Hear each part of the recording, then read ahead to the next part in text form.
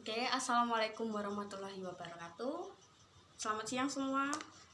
Masih semangat untuk kuliah hari ini? Jadi di pertemuan kita yang ke-11 ini, kita akan membahas tentang periodisasi sastra angkatan 45.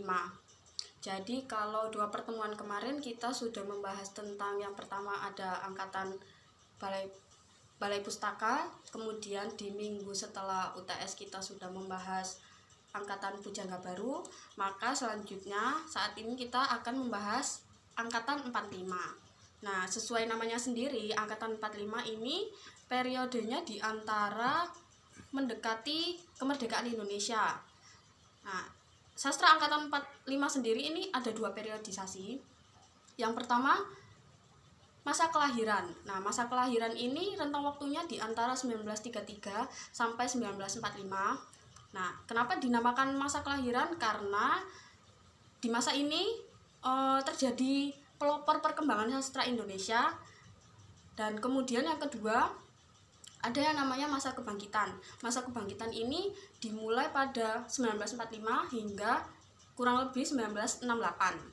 Nah, dinamakan masa kebangkitan ini karena di masa ini sastra Indonesia ini semakin berkembang dalam berbagai aspek. Kenapa? Karena saat itu seperti kita tahu banyak sekali isu-isu sosial, politik. Jadi mau tidak mau sastra juga ikut berkembang.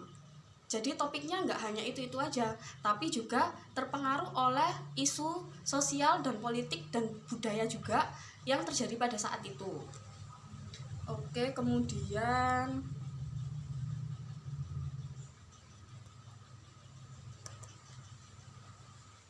sastra angkatan 45. Kenapa disebut demikian? Sebenarnya nama ini diberikan oleh Rosihan Anwar waktu itu. Nama angkatan 45 ini diberikan oleh Rosihan Anwar. Jadi beliau ini menuliskan di dalam majalah Siasat yang waktu itu terbit pada 1950, beliau menyebutkan para sastrawan-sastrawan di era ini dengan sebutan angkatan 45. Jadi istilah angkatan 45 sendiri itu sebenarnya berawal dari tulisan Rosihan Anwar ini tadi di majalah.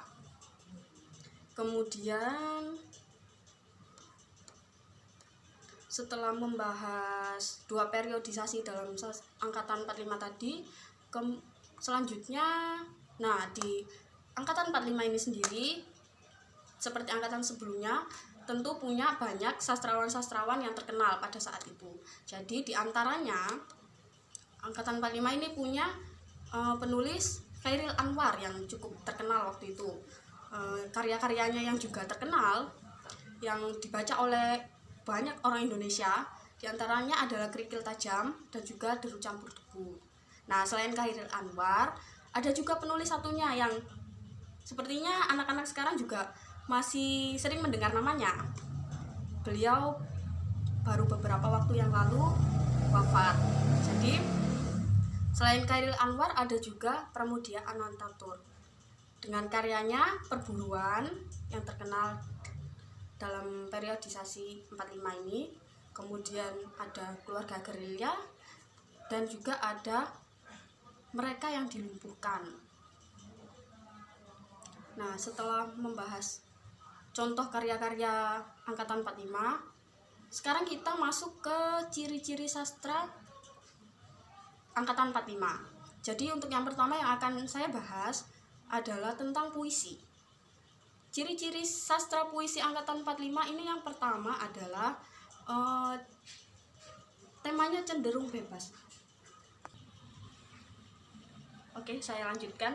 Jadi ciri sastra puisi angkatan 45 ini yang pertama adalah puisinya cenderung bebas, temanya lebih bebas. Kemudian yang kedua ini memiliki gaya ekspresionisme dan lebih ke arah realisme daripada kalau yang sebelumnya ada Pujangga Baru dan juga Balai Pustaka itu mereka lebih ke arah romantisme. Sedangkan kalau yang angkatan 45 ini lebih ke realisme.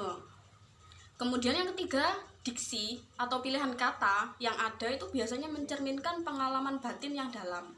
Karena mungkin saat itu juga isu-isu bergolak sangat masif, jadi diksi yang dipilih ini untuk menggambarkan keadaan batin itu lebih dalam. Kemudian yang keempat adalah bahasa yang digunakan ini biasanya bersifat ambigu. Kenapa? Karena mungkin saat itu sastrawan ini yang dilawan nggak hanya penjajah, tapi juga rakyat pribumi mereka sendiri, yang mana saat itu adalah pemerintahan mereka sendiri. Jadi ketika mereka mengkritik ke dalam suatu sastra puisi itu, mereka memilih bahasa-bahasa yang memiliki makna ganda supaya mereka nggak menjadi target, ya seperti itu intinya. Jadi bahasa yang dipilih adalah bersifat ambigu atau menimbulkan arti ganda. Kemudian yang keenam adalah bergaya ironi dan sinisme. Jadi ironi dan sinisme dalam karya-karya puisi di angkatan 45 ini lebih menonjol. Kenapa? Karena ya itu tadi kembali, karena yang mereka lawan saat itu adalah banyak pihak. Oke. Kemudian poin ketujuh, puisi angkatan 45 ini lebih ke arah filsafat eksistensialisme.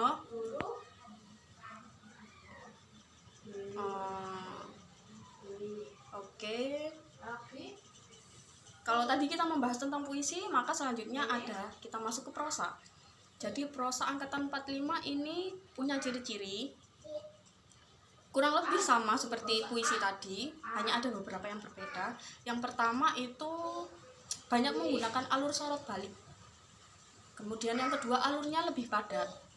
Dan yang ketiga ini menonjolkan analisis kejiwaan tokoh secara dramatik. Seperti puisi tadi ya, lebih menonjolkan masalah batiniah. Kemudian yang keempat ini bergaya ironi dan sinisme menonjol, sama seperti puisi tadi. Kemudian yang kelima mengemukakan masalah kemasyarakatan, karena tadi masalahnya nggak hanya berkaitan dengan budaya, tapi juga sosial, politik. Wah, itu benar-benar kompleks masalah saat itu. Jadi sastrawan ini punya banyak ide, banyak masalah yang bisa diangkat di prosa mereka. Kemudian yang terakhir, latar cerita ini biasanya bersuasana peperangan, sesuai dengan peristiwa saat itu ya tentunya, yang mana kita juga melawan Belanda, juga melawan kekejaman tentara Jepang. Oke. Nah, untuk yang terakhir, selain tadi kan sudah disebutkan beberapa tokoh angkatan 45 ini yang menonjol adalah Chairil Anwar dan juga Pramudia. Selain beliau-beliau ini juga masih banyak tokoh-tokoh angkatan 45. Di antaranya ini ada H.B. Yasin juga yang sangat terkenal. Kemudian ada Bakri Siregar, Rosihan Anwar, Umar Ismail, B.H. Lubis, L. Hakim, Ahmad Hamzah, dan juga Maria Amin. Nah, mungkin saya tidak bisa menyebutkan semuanya. Kalian boleh mencari sendiri. Banyak sekali sumber-sumber di internet, di buku. Kalian bisa mencari siapa saja penulis pada angkatan 45 dan karya-karya apa saja yang terkenal pada saat itu. Oke? Mungkin ada pertanyaan? Kalau tidak ada, berarti sekian perkuliahan hari ini. Semoga bermanfaat. Wassalamualaikum warahmatullahi wabarakatuh.